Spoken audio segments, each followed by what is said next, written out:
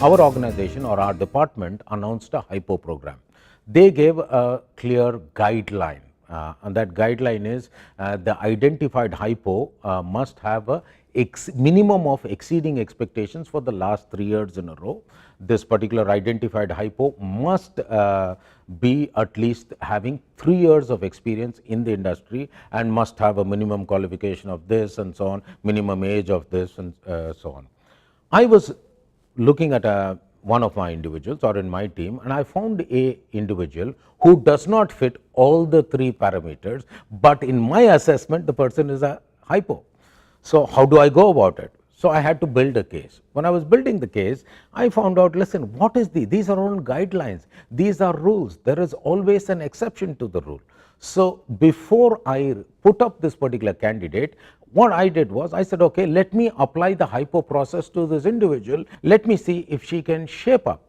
Quite strangely, she was shaping up very well, and she is continuing to shape up very well. I was able to use this example to go back to the rest of the department and say, let us keep those guidelines as guidelines and not as rules. I most certainly belong to this school of thought that people above a particular age should not belong to the HiPo program.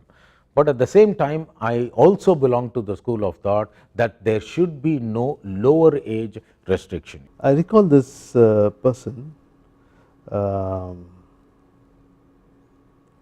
I had to interview him. He was waiting for me for 3 or 4 hours.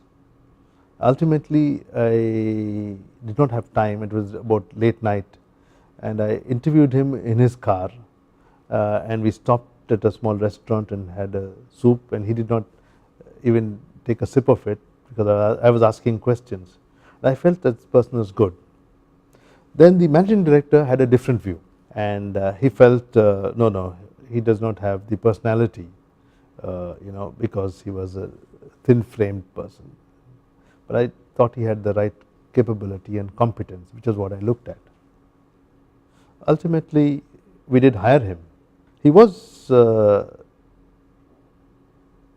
not an easy person to manage, because one had to put him in the direction, because sometimes when you are high potential, you are like a waterfall which goes everywhere. So what leadership and the organization does is to dam it so that it gets channelized in a manner which will produce the right kind of energy, which is what we did. Today he holds a position of CEO. When we were setting up a new business, we wanted a CEO for that business, right?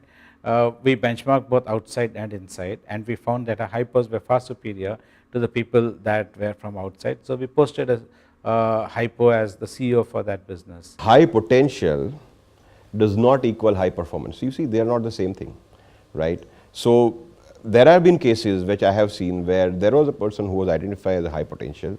The organization invested the time and resources and a very structured development approach for that high potentials, and it did not result into an equivalent high performance. Performance equals potential minus interference, which says that if you reduce the interference, the potential will equal performance. The interference could be within the person, which could be lack of confidence, self-doubt, lack of knowledge, or as I found out, the interference could be from the organization who, so to say, take their responsibility of developing high potentials too seriously. When we had a very structured, detailed, well laid out, straight-jacketed approach to high potential development, it ended up interfering more than liberating. We had the business leader actually moving on, and we had identified his successor, who was was to take that role and was groomed for the next level of heading that business line for us.